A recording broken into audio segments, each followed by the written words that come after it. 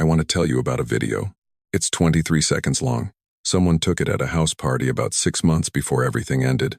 One of those casual recordings that happen when the evening is good, and someone decides to document it without any particular intention. I don't know who filmed it. I didn't know it existed until Ren sent it to me with a message that just said, "I need you to watch this and tell me what you see." In the video, I'm talking. I'm animated gesturing with my hands, leaning forward slightly, the way I do when I'm genuinely excited about something. I was telling a story about a shoot I'd done that week, something that had gone unexpectedly right, and I remember the feeling of that night, the specific warmth of thinking you're finally being let in, and in the background, visible over my shoulder for about half a second, is Dominic looking at Seth. I want to be precise about this because precision matters. He wasn't saying anything. He wasn't making a face that could be described in a single word. It was just a look, the specific, practiced look of someone who has arranged their expression to communicate something to a specific person while being technically unreadable to everyone else. The look of someone exercising a kind of patience they consider an imposition. I watched the video 4 times before I finally let myself see it, not because it was hidden, because I had spent 11 months learning not to look. Have you ever realized something was happening to you only after someone else pointed it out? That specific vertigo of understanding that you were inside something and the inside of it had been the whole world and you hadn't known. Drop a comment and tell me where you're watching from. And if you're new here, stay. Subscribe, because this is the kind of story I needed to hear someone tell before I knew it had happened to me. And I'm hoping it can be that for someone else. Let me start at the beginning, which was actually good. I met Seth at a photography show at school my junior year, early November. One of those end-of-semester exhibitions where the department fills 3 rooms with student work and invites people who will hopefully buy things and mostly don't. I wasn't expecting anything from the evening except the mild anxiety of having my work on a wall where strangers could dismiss it to my face while remaining technically polite. I was standing near the exit, slightly apart from the social clusters that had formed, when I noticed someone in front of one of my photographs who had been there for a long time, not walking past and glancing, not the quick, cursory stop that most people made, actually standing, actually looking, the way you look when the thing in front of you is asking you a question you haven't finished answering yet. The photograph was one I'd been uncertain about including. It was of an empty staircase in a parking garage, taken at an angle that made it look like it went somewhere impossible upward into a white nothing. I'd almost pulled it at the last minute because I wasn't sure it was saying what I wanted it to say. He turned around at some point and found me looking at him looking at it. And instead of the social recovery that usually follows that kind of accidental eye contact, he just asked, "What were you thinking about when you took this?" Not "I love this" or "this is interesting." "What were you thinking about?" I told him. The whole thing, the way the angle had happened by accident, the way I'd been shooting something else entirely and turned around and the staircase was just there, doing that thing with the light, and I'd known before I raised the camera that it was going to look like a question rather than a statement. He listened with the full attention of someone who is actually interested, which is rarer than it should be, and which I recognized immediately. We talked until the event staff started folding tables. His name was Seth, and he worked at a small architecture firm downtown doing project coordination work he was good at but didn't love. And he'd grown up in this city, and he had a laugh that was slightly too loud for the situations that produced it, which I found immediately endearing. He asked for my number before we went our separate ways and texted me before I got home. "The staircase goes to a room full of unanswered questions. That's what I think you were thinking about." I stood on the sidewalk outside my apartment building reading that text and felt something I hadn't felt in a while. The specific sensation of being seen. The next 2 months were easy in the way that things are easy when they're new and both people are genuinely interested. We went to galleries and talked about what we saw there with enough disagreement to be interesting. He brought food to my studio when I was working late. He asked questions that were actually questions and not just conversational transitions. And then I met his friends. It happened about 10 weeks in. A Saturday evening at Dominic's apartment, a place in a neighborhood that was slightly nicer than I'd expected. The apartment of someone who had made aesthetic decisions carefully and wanted you to notice. Dominic was 25 and worked in digital marketing, and he'd been Seth's closest friend for 4 years, which Seth had mentioned enough times that I understood it was a central fact of the landscape I was entering. The evening started well. Everyone was friendly, not in a performed way, just the warmth of people who are comfortable together and are willing to extend that comfort to a newcomer. There were 5 of them besides Dominic. Theo, Ash, a couple named River and Morgan, and Seth, of course. They were all gay or queer in various configurations, which I'd known in advance, and which I had registered with a specific kind of relief. This is my community. These are people who will understand me. There won't be that low-level background effort of existing as myself that happens in spaces that aren't built for it. I want to be clear about that relief because it matters for everything that came after. I walked into that apartment already oriented toward belonging, already wanting it to work, already primed, without knowing it, to explain away the things that didn't fit, and something didn't quite fit. I noticed it before the evening was over, filed it under new situation, anxiety, and moved on. The thing was this. I said something about a photographer I'd been following, a mention of their work that was tangential to what we were discussing. Not a long speech, not an interruption, just a contribution to a conversation already in progress. Theo looked at me briefly. Ash nodded but didn't respond. And then, maybe 30 seconds later, Dominic said something about the same photographer, slightly differently framed, and the conversation lit up. 3 people responded. Seth said exactly, which was a word I'd heard him use when something landed for him. It was 30 seconds. It was nothing. I told myself it was nothing, but I noticed. I went home that night and lay in the dark and ran through the evening and tried to understand what I was feeling underneath the general sense of that was fine. Something about a test I hadn't known I was taking. Something about the specific exhaustion of having been alert for several hours without knowing what I was being alert for. I told myself I was overthinking. New groups were always slightly navigational. I'd find my footing. The months that followed were good in the ways they were good, and complicated in ways I didn't name yet. Seth and I kept building what we were building. The relationship itself was real and warm, and when it was just the 2 of us, it was the thing I'd felt at that photography show, the particular ease of being with someone who was paying attention. He remembered things. He showed up. He was, in the context of the 2 of us, the person I'd understood him to be. The group was different, not always, not in ways I could point to with certainty, but in the accumulated texture of many evenings, something persisted that I kept explaining away. There were plans that happened and that I found out about after casually, through references made in my presence, the way you reference something everyone knows about and then notice one person didn't know and recalibrate. Not excluded. Not exactly. Just not included in the initial radius of who gets told things. There were conversations I tried to join that moved past me like water around a stone, not diverted, just continuing without incorporating. No one was rude. No one said anything that could be quoted back to a reasonable person as evidence of anything.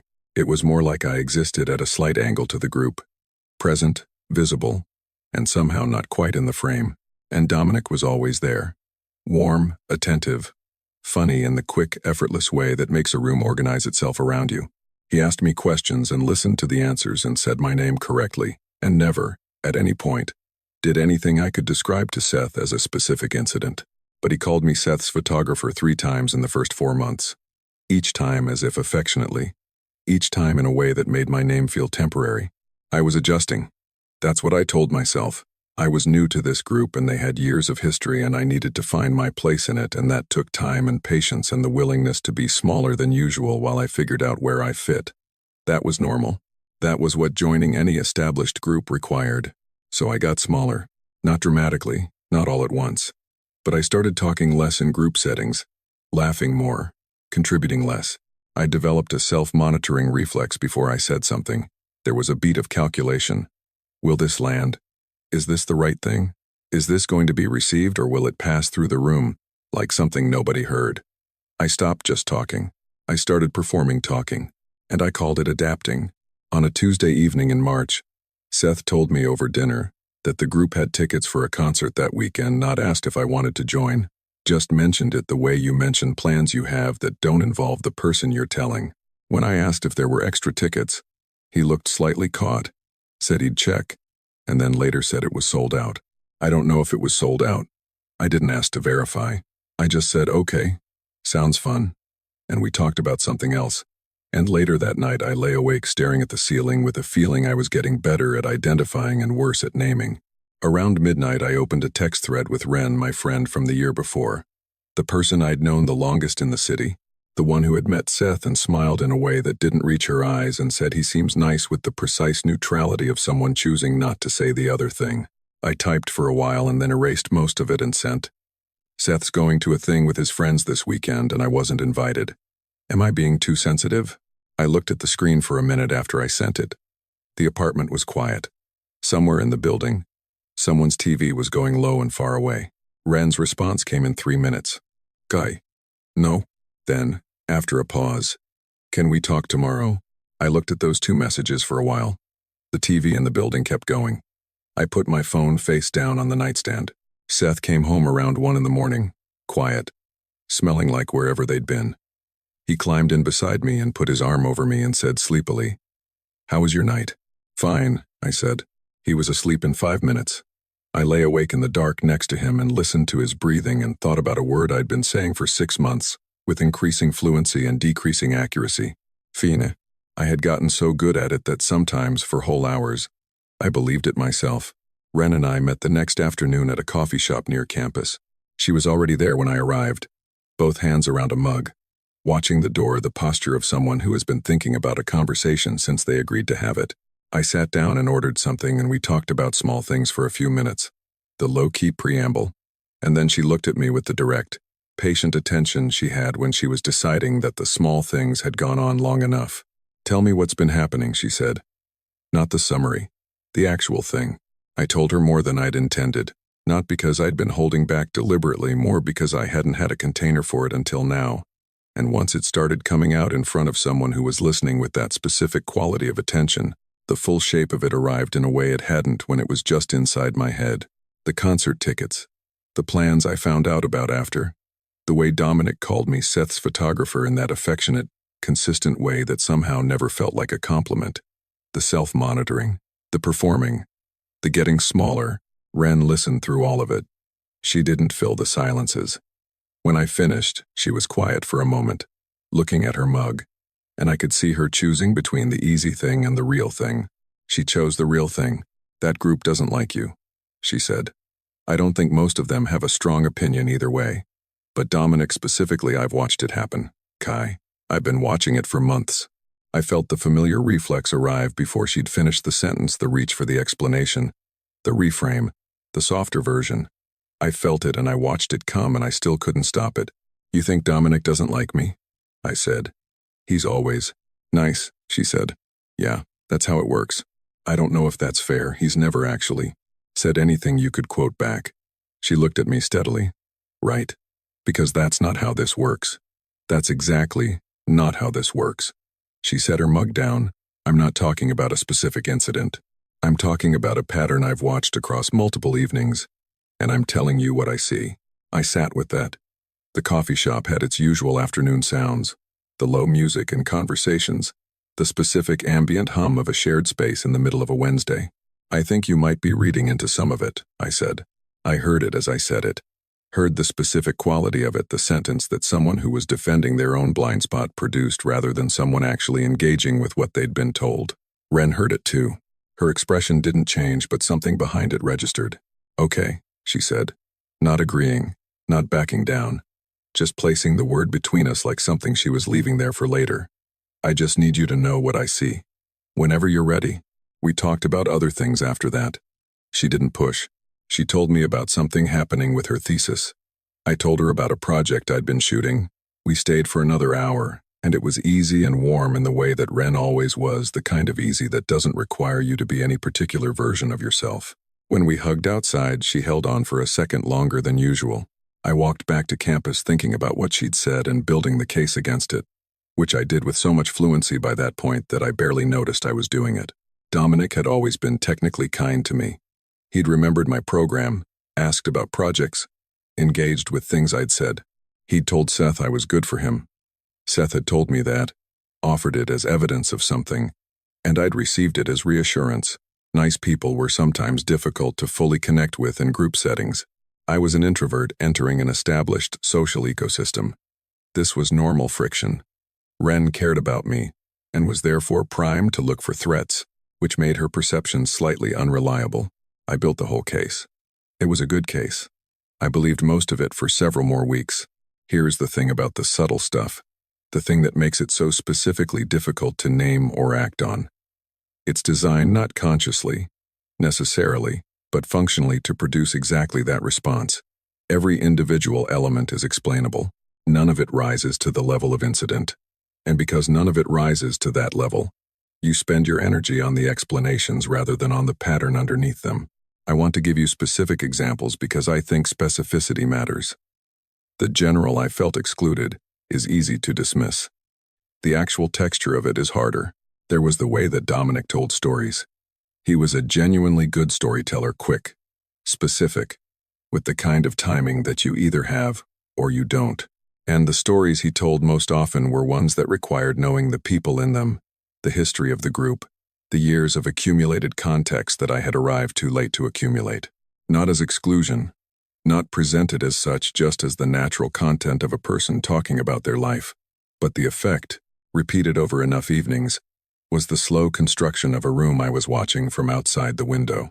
There was the time, maybe 5 months in, when I made a reference to a film I'd been thinking about in relation to something we were discussing, and Theo looked at me briefly, and then looked at Ash, and they did something with their eyes that lasted less than a second, and that I catalogued and then immediately explained away as me projecting.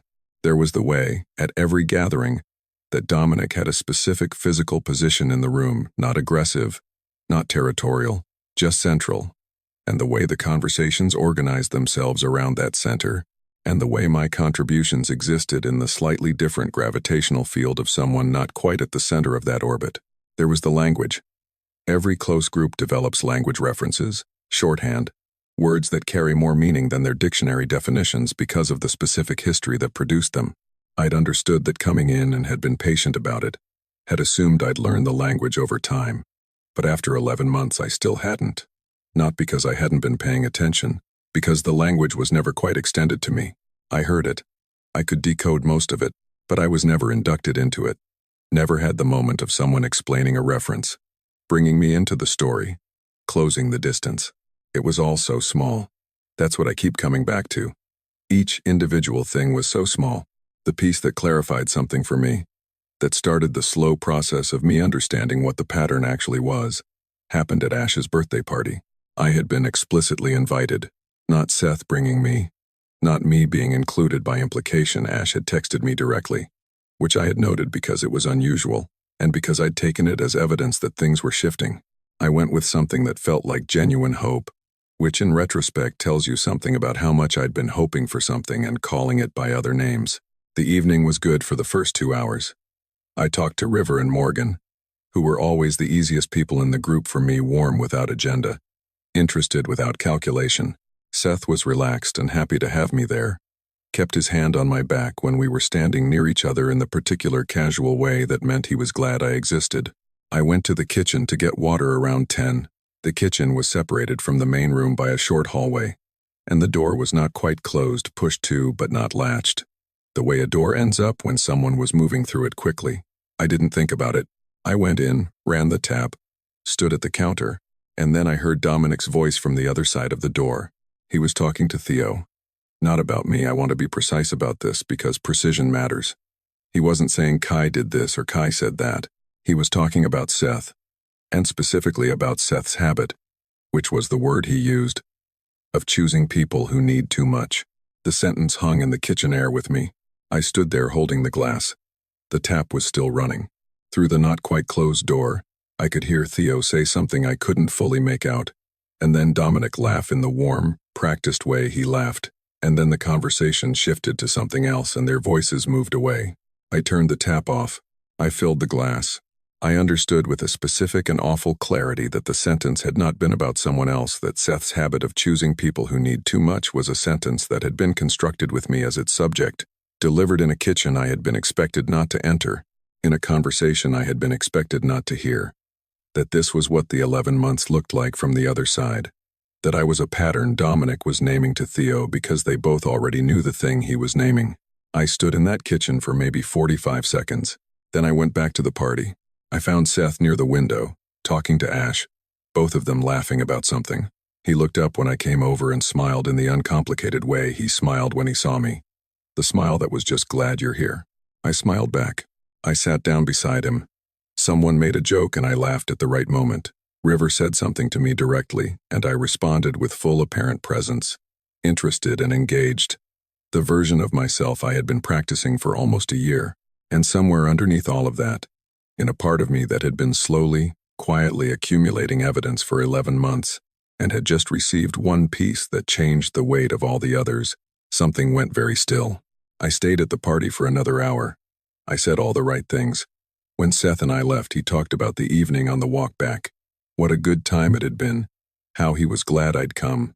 And I agreed because the evening had been good in the ways it had been good. And I wasn't ready yet to do the thing that the kitchen moment was building toward. At home that night, while Seth slept, I looked at the ceiling and let the sentence sit with me for the first time without trying to make it smaller. Seth's habit of choosing people who need too much. And then I thought about 11 months. Every evening. Every slightly wrong moment. Every plan I'd found out about after. Every time I'd explained it away. Adjusted myself. Gotten smaller. Called it adapting. I thought about what Ren had said in the coffee shop. I've been watching it for months. I thought about the way she'd said that's how it works when I'd said he was always nice. I thought about the case I'd built against what she was trying to tell me. How quickly I'd constructed it. How fluent I'd gotten at building it. I picked up my phone. I did not text Ren yet, that came later. What I did was open my photos and scroll back to a specific evening, trying to find something I half remembered. A picture someone had taken, a frame that had something in the background I now needed to look at differently. I found a different one instead.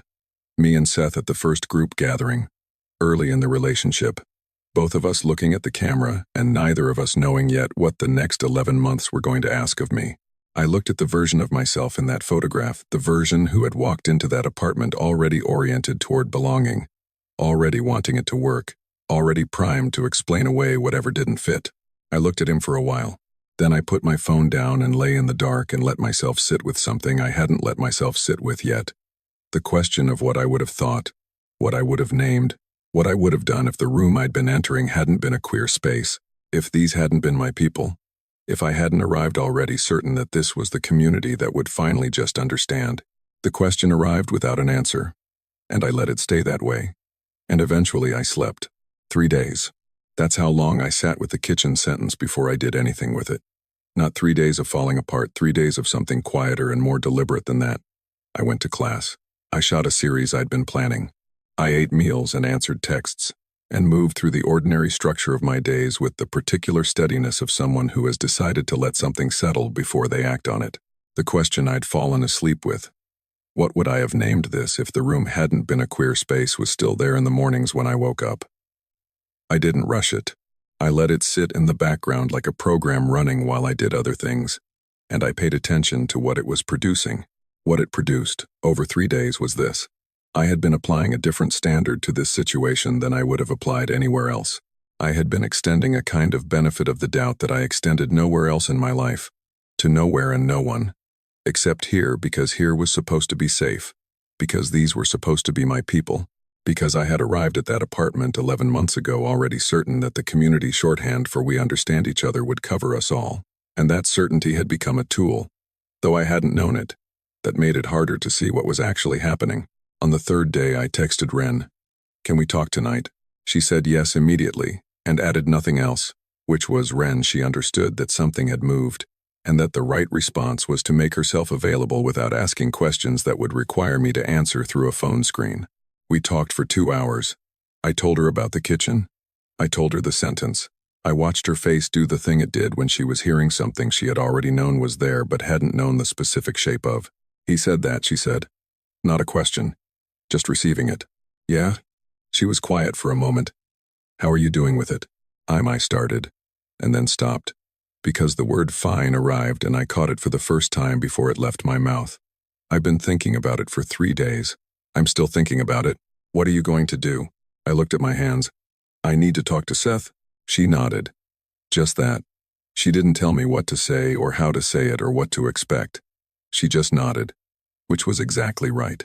The conversation with Seth happened on a Sunday morning, not engineered, not formally arranged. We'd had breakfast together, which was one of our regular things, and the morning had the particular unhurried quality of a day that didn't have obligations in it yet.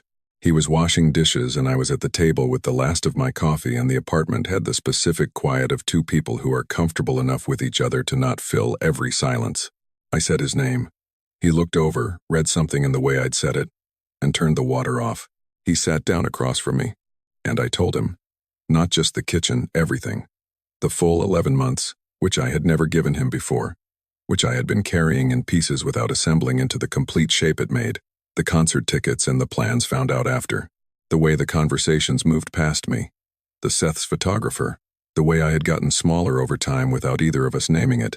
The way I had developed a monitoring reflex before contributing anything in group settings. The way the version of me that existed around his friends had become a version I'd been managing rather than inhabiting. And then the kitchen. The sentence. Delivered in a warm voice to a friend over the low sounds of a party I'd been explicitly invited to. Seth listened. I watched him listening, watched his face move through things I couldn't fully read but that I understood as real, as someone genuinely processing rather than constructing a defense. When I finished, he was quiet for a moment that felt long. I don't think Dom meant it like that, he said. And there it was. The sentence I had known might come, that I had sat with the possibility of for 3 days, that I had decided in advance I was not going to let close the conversation. That's not what I'm asking, I said. My voice came out steadier than I expected. I'm not asking what he meant. I'm asking if you noticed. In 11 months. Any of it. I held his gaze. Did you ever notice that I was different around them than I am with you? He opened his mouth and then closed it again. I waited. You seemed quieter sometimes, he said finally. Around the group. I thought you were just introvert stuff. Needing to recharge. Did you ever ask me about it? A pause. No. Did you ever ask yourself why I might be quieter? He looked at the table. The apartment was very still. Outside, the street was doing its Sunday morning thing, slow and unremarkable.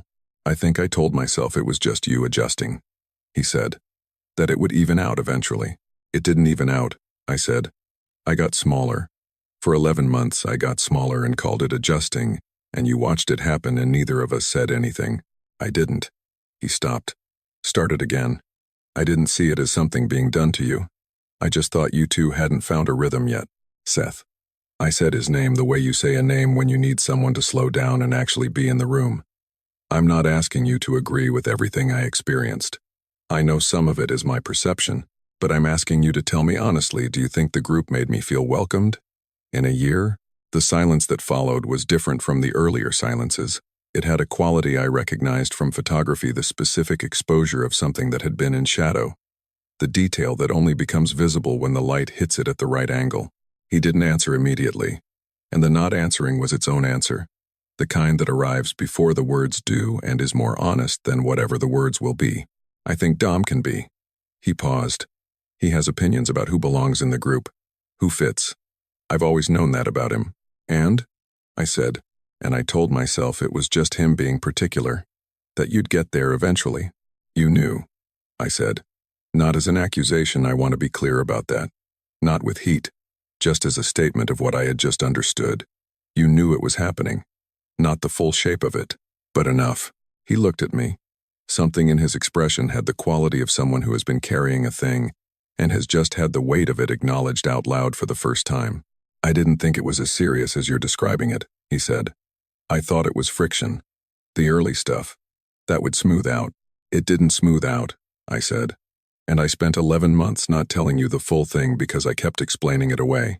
I kept thinking it was me, that I was being too sensitive or not trying hard enough or not the right kind of person for the space. I looked at him. Do you understand what that costs? To spend 11 months wondering what you're doing wrong when the answer is nothing? He didn't say anything for a moment. Then, quietly, I should have asked more. Yeah, I said. You should have. This is the part I need to be honest about. Because I've thought about it a lot since. Seth wasn't a villain. He was someone who loved me, and who also had a blind spot that had been built by 4 years of friendship with Dominic. 4 years of being at the center of something that worked for him. 4 years of not having to ask the questions that people who are centered in a space never have to ask. He hadn't been cruel. He'd been comfortable, and comfortable people don't always see what's happening to the person who isn't comfortable.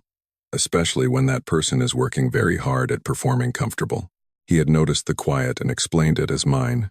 He had felt the friction and explained it as temporary. He had been told by Dominic that I was good for him, that specific, targeted thing, placed early, designed to pre-answer the questions Seth might otherwise have asked, and he had received it as truth and stopped looking. He hadn't been blind. He had been choosing what to look at, and I had spent 11 months making it easy for him to make that choice, because every time the real thing had risen close enough to name, I had named it something smaller. I'm just adjusting. It's fine. I'm probably being sensitive. Give it more time. I had been Seth's collaborator in his own blind spot, without knowing it. But still, after a while Seth said he needed to think. Not a breakup, not phrased that way, not delivered that way. Just, he needed to sit with this. Needed some time to actually think about what I'd said rather than respond to it in real time without the thinking it deserved. I said okay. I meant it. I wasn't sure what I wanted from the conversation. I hadn't gone into it with a predetermined outcome. I'd gone into it because 11 months of unexpressed truth had finally reached a pressure I couldn't contain, and because the kitchen sentence had made the container break, and because not saying it anymore would have required a level of self-erasure. I wasn't willing to perform. He got his jacket and left, and I sat at the table with my cold coffee and the Sunday morning quiet and let the room be whatever it was. And then something happened that I hadn't anticipated. I felt something I hadn't felt in 11 months. Not relief exactly, the situation wasn't resolved. Nothing had been fixed. I didn't know what Seth was going to come back and say. But something had been put down. Something I had been carrying in the specific way you carry things when you're pretending you're not carrying them, held at an angle that doesn't show, tensed against without acknowledging the tension. And now it was on the table in the full light of a Sunday morning, and it wasn't hidden anymore, and I wasn't managing it anymore, and I was, for the first time in a year, just in my own life. I thought about Dominic, about whether I needed to confront him, whether that was a thing that would serve any purpose, whether his acknowledgement of anything was something I needed or wanted. I sat with that question for a while and found, quietly but with increasing certainty, that the answer was no. Not because I was afraid of the conversation, but because I understood what the conversation would produce: a polished, warm denial, a reframing that would put the issue back inside me. The same skills applied in the same direction. He would not give me what I was looking for because giving it to me was not something he was capable of and was not something he was going to choose to do. I didn't need his acknowledgement. I needed to stop needing it. And I realized, sitting at my kitchen table on a Sunday morning, starting to do exactly that. I picked up my phone. Not Seth, he needed the time he'd asked for and I was going to give it to him. I called Ren. She answered on the second ring. I could hear in the background the specific ambient sound of wherever she was, a coffee shop probably. The distant sound of something being made. I talked to him. I said, "How did it go?" I thought about how to answer. About the "I don't think Dom meant it like that." About Seth's face when I'd asked if he'd noticed. About the admission that had come slowly and at cost, and that was real. Even if it wasn't the full acknowledgement. Even if it didn't fix anything. He heard some of it, I said. More than I expected. Not everything. Are you okay? I looked at the apartment. The table, the mugs, the window where the Sunday morning light was coming in at the particular angle it came in on Sundays. All of it mine. Recognizably mine. The space I lived in rather than performed in. Yeah, I said. And this time, for the first time in a long time, the word was accurate. I'm glad you talked to him, she said. Me too. I paused. I should have listened to you earlier. She was quiet for a moment. Then, you weren't ready earlier. It's okay. It's not, Kai. Her voice was gentle but firm. You weren't ready. That's not the same as failing. You got there. I sat with that. Outside, a car passed. The building was quiet around me. I'm going to come find you, I said. Wherever you are right now. I want to talk more. I'm at the place on Mercer, she said. Come. I got my coat. Locked the apartment. Walked out into the Sunday morning, which was gray and cold and entirely itself, not requiring anything of me. And for the first time in 11 months, I walked out of my own apartment without doing the small internal calculation, the checking and adjusting, the quick assessment of who I was going to have to be. I just walked out, into the cold, toward Ren, as whoever I was. That was the first decision in a long time that was entirely mine. Ren was at a table near the window when I arrived, laptop open, a second cup already waiting across from her that she'd ordered before I got there. I sat down. looked at the cup, looked at her. You ordered for me, I said. You take forever to decide, she said, not looking up from her screen. Then she closed the laptop and gave me her full attention, which with Ren was a specific, noticeable thing, the transition from partially present to completely present, like a light changing. Tell me everything, she said. I did. Not just the conversation with Seth, though. I told her that in detail. The things he'd said, the things he hadn't said, the silence that had been more honest than the sentences it separated. I told her what I'd understood sitting at the table after he left. The thing about Dominic and whether I needed him to admit anything, and the answer I'd arrived at, and why. She listened through all of it with the particular attention she'd always had, the kind that didn't require her to fill the silences or redirect you toward a conclusion. When I finished, she was quiet for a moment. Then she said, "How do you feel?" "Like something is finally the right size," I said. "Like I've been carrying something in a container that was too small for it for a year, and now it's in the right container." She nodded slowly. "That's a good description. I should have listened to you earlier," I said. "Back when you first tried to tell me." She picked up her cup. "You weren't ready. I know you said that on the phone, but, Kai." She looked at me over the rim. "I mean it. Not as a comfort. As an actual observation." She set the cup down. "You were in it. The inside of something is different from the outside of something. I was on the outside with information you didn't have access to from where you were standing. That's not a failure of intelligence or instinct. It's just geometry." I thought about the word geometry, the way the same space looks entirely different depending on where you're positioned inside it. "I want to ask you something," I said. "And I want you to be honest." "When am I not honest?" "When you think the honest answer is going to hurt more than it helps." She considered that. "Fair. Ask. Did you think about not telling me? Like, did you ever think this is too much? I should just let it go?" She was quiet for a moment. "Yes," she said. "Why didn't you?" She looked at the table, then at me. "Because I kept thinking, eventually the cost of not seeing it is going to be higher than the cost of seeing it. And when that happens, I want to be there, and I want to have been honest, so that you can actually use what I told you." She paused. "And honestly, because I was angry. Not at you, at what I was watching happen to you. And staying quiet about things I'm angry about has never been a strong suit." I laughed. It came out more real than I expected. "Thank you," I said. "You don't have to thank me. I'm thanking you anyway." She accepted that with a small nod, the way Ren accepted things without deflecting them, without making them bigger than they were, just receiving. We stayed at that coffee shop for most of the afternoon. We talked about the situation, but we also talked about other things. The easy, wide-ranging conversation of two people who know each other well and are glad to be in the same room. At some point, I understood that I'd been doing less of this, the easy, unmonitored kind of being somewhere with someone than I had before. Seth's group became the primary social landscape of my life, not because of Seth exactly, but because so much of my social energy had been going toward the management of the group situation that there hadn't been as much left over for everything else. I noticed that and filed it under things to pay attention to going forward. Seth came back the next evening. He'd thought, visibly, the kind of thinking that produces a slightly different quality of presence when you come back from it. He sat down. He didn't have a speech. What he had was the specific, unpolished thing that comes from someone who has sat with something long enough to have it become honest. He said he'd been wrong to explain things away. Not wrong in a simple sense, he meant the sustained, habituated wrongness of someone who had chosen, repeatedly, over a long time, to interpret things in ways that were easier for him than accurate.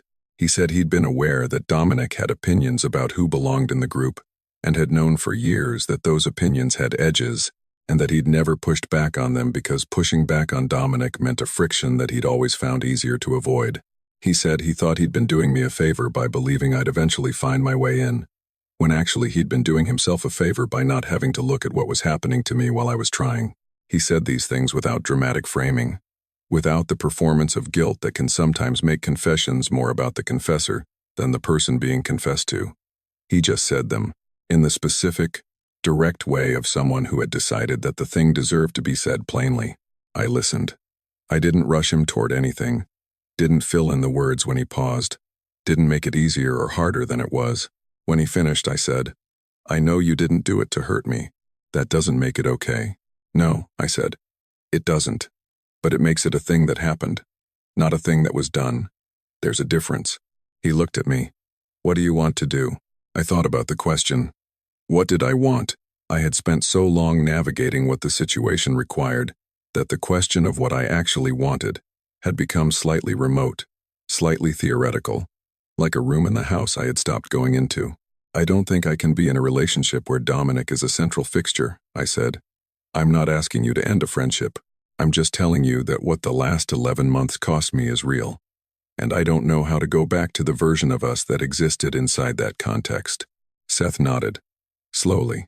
The nod of someone who had understood that this was a possible outcome and had arrived at it anyway. That's fair, he said. We sat with it for a while. The ending was not a scene, not a door slamming, not a dramatic farewell. It was two people who had genuinely loved each other acknowledging that something real had worn down past the point where they could put it back the way it was. Sad in the specific, muted way of things that end, not because of cruelty but because of accumulated cost. He left eventually. Not with anger, not with anything sharp. I closed the door and leaned against it for a moment and then went and sat on the couch, in the same apartment, the same evening light, and let it be what it was. I want to tell you about the 2 weeks after that, because I think they matter. They were not a recovery, not a rising from the ashes, not a montage of me rediscovering myself. They were just days, ordinary days in which the thing I'd been navigating for 11 months was no longer requiring navigation, and in the space that freed up I was relearning what it felt like to move through my own life without the constant low-level overhead. I noticed small things. I noticed that I'd started editing myself in contexts beyond Seth's group, that the monitoring reflex had gotten portable, had started applying to situations where it had no reason to apply. I'd catch myself calculating before speaking with people who had never given me any reason to calculate. I'd developed a habit of checking the temperature of a room before contributing to it that I didn't need and hadn't had before. I worked on unlearning it, consciously, deliberately, the way you work on a physical habit that has become unconscious, bringing attention to the moment where it happens, choosing differently, accepting the slight discomfort of the choice. I shot a lot in those 2 weeks. Photography had always been the place where the monitoring went quiet, where I was operating from instinct and attention rather than from self-management, and I needed it more than usual. I spent hours in the city with my camera and came back each time with something. Not all of it good. Some of it very good. Better than the stuff I'd been making for the past few months, which I'd been producing with the divided attention of someone who was managing too many things at once. I saw Ren twice. We didn't always talk about the Seth situation, we talked about other things, the way we'd always talked about other things, and I found myself noticing the specific quality of those conversations, which was that I never had to calculate anything before contributing to them. I just talked. She just talked. Things were said and received without the half-second check, without the monitoring, without the question of whether it was the right thing for the room. I had been in a room that didn't work for me for 11 months and I hadn't had another room to compare it to, so I hadn't known what I was missing. Now I did. I want to say something about Dominic, because I think it deserves to be said clearly. I never confronted him. I made that decision in the days after the kitchen sentence and I held it. And I want to explain it because I think it might sound like avoidance or fear, and it wasn't either of those things. I didn't confront him because his acknowledgement was not something I needed. I had constructed, over 11 months, a situation in which his acknowledgement felt necessary, in which the validation of what I'd experienced was something that had to come from the person who had caused the experience, as if the experience couldn't be real without his signature on it. And part of what I'd been doing in those 3 days before I talked to Seth was understanding that this was a trap, that I could pursue that acknowledgement for a long time and never receive it, and that not receiving it would continue to make the experience feel unresolved, and that I was the only one with the power to resolve it, not by getting him to admit anything, but by deciding that what I knew was real, whether he acknowledged it or not. I knew what I'd heard in that kitchen. I knew what I'd watched for 11 months. I knew the pattern, the specific texture of it, the way it had operated and what it had cost. None of that required him to confirm it. There's something important in that, I think. We're taught, sometimes, that resolution means the other person admitting what they did. And sometimes that matters, sometimes the admission is important. Sometimes it's part of what the other person needs to do to become someone who doesn't keep doing it, and the absence of it costs something real. But it doesn't have to be the thing that makes your experience true. Your experience was true whether it was acknowledged or not. You don't need his signature.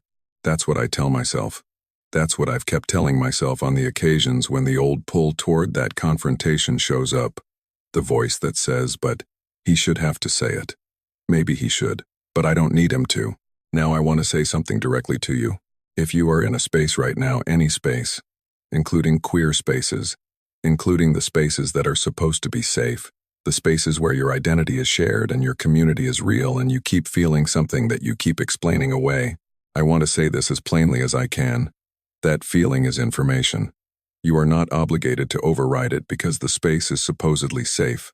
Safe space does not automatically mean safe people. These are different things. I had confused belonging to the same community with being safe with specific people inside it.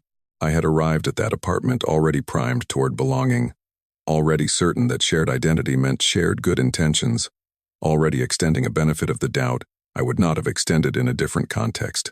And that certainty became, without me knowing it, a mechanism that made it harder to see what was happening. Your identity does not protect you from being treated badly by people who share it. Manipulation does not require the manipulator to be a stranger to your experience. Exclusion and social control can operate in queer spaces the same way they operate anywhere. And recognizing that is not a betrayal of the community, it's just the truth. And the community is better served by the truth than by a mythology of immunity. The hardest part of the last year, looking back, is not what happened. It's how long I made it harder by not trusting what I was seeing. Every time the monitoring voice said you're being too sensitive, every time I built the case for the kindest interpretation, every time I got smaller and called it adjusting, I was overriding my own perception with a story that was easier for everyone else and worse for me. Sensitive is not the same as wrong. Feeling something is not the same as misreading it. I kept conflating those two things, and it cost me 11 months of being a diminished version of myself in a space I'd expected to expand in. And if someone in your life is trying to tell you something about a situation you're in, trying, with the imperfect tools available to them, to reach through the thing that is keeping you from seeing it, please eventually listen. I was lucky that Ren kept showing up. I know not everyone has that. But if you have it, please use it. The people who see it when you're inside it are doing something real for you. The least you can do is eventually let them. Tell me in the comments if this is sitting somewhere in you. I read everyone, and I mean it. And you don't have to explain the whole thing. You can just say, me too, and that's enough. It's always been enough. There's a dark room at school that I've been using since freshman year. It's the best place I know for thinking the specific quality of that low red light, the chemical smell, the sound of nothing except your own breath and the timer and the occasional drip of the developer tray. I've done my best thinking in that room because I couldn't be anywhere else simultaneously.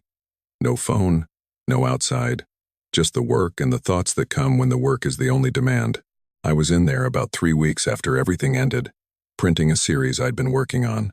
The images were from the shooting I'd done in the 2 weeks after city stuff. Mostly, the specific urban texture of a neighborhood I'd been walking through with the particular freed-up attention that comes when you stop managing something that was costing you. One of them was good. I knew it as soon as it came up in the tray, not good in the way I hoped things were good, which was anxious and provisional, but good in the simple, direct way of something that was doing what it was supposed to do. I held it under the red light and looked at it for a long time. Ren knocked on the darkroom door and I let her in, and she stood next to me looking at the print while I held it. "This is good," she said. "Yeah," I said. "I know." She glanced at me sideways, slightly surprised by the simplicity of it, the straightforward ownership of the assessment, without the apologetic hedging I'd developed around my own work somewhere in the past year. "You seem different," she said. "Different how?" "Like you again." She turned back to the print. "You went somewhere for a while. I'm glad you're back." I looked at the photograph in my hands. A staircase. Actually not the same one from the show where I'd met Seth. A different one. Different building. Different angle. But doing the same thing with the light. Going somewhere that looked impossible from where you were standing. I'd taken it because I'd seen it and known it without thinking about it. Raised the camera. Found the frame. Clicked the whole sequence in the automatic, unconsidered way that only happened when the other part of my brain was quiet enough to let it. I hadn't thought about what anyone would say. I hadn't thought about whether it was the right kind of image for any particular room or any particular audience. I'd just seen it and wanted it and taken it. Mine, entirely. I'd forgotten what that felt like. Standing in the red light of the dark room holding a print that was actually good. With Ren beside me and the chemical smell around us and the timer clicking in the background, I understood something I want to try to pass on. The version of yourself that gets quieted, that gets monitored and adjusted and made smaller by a situation that doesn't have room for you doesn't disappear. It waits. It keeps doing the work it can do in the available space, making slightly less of everything because slightly less is all it's been given room for. And when the situation that required the smallness is finally over, it expands again. Not back to what it was exactly. You're different now. You know things you didn't know. You've been somewhere that changed the view. But the core of it, the particular way you see, the particular things you notice, the instinct that is yours before any performance of it that comes back, and you'll recognize it when it does. It'll feel like finding something in a jacket pocket you'd forgotten you had. Oh, right. That's mine. That's actually mine. I'm still working on trusting it consistently. Some days are easier than others. Some days the monitoring voice shows up uninvited, and I have to catch it and put it back down and choose differently. It doesn't disappear just because you've understood where it came from. But the choosing is easier now. The catching is faster. I know the voice's pattern because I've been listening to it for 11 months. And that knowledge, hard-won and expensive, is at least useful. The print dried. I took it out of the dark room and into the fluorescent light and looked at it one more time. Still good. I put it in my folder, closed the dark room, walked out into the school hallway, which was noisy and bright and full of people moving through their own days, and I walked through it to the exit and out into the afternoon, which was cold and flat and entirely indifferent to anything I'd been through, the world continuing in its uninterruptible way, and I walked through it as myself, not the managed version, not the version that had learned to calculate before contributing, not the version that got smaller to fit, just me, the actual one. It's enough. I've been reminding myself of that since, and it keeps being true. It's enough.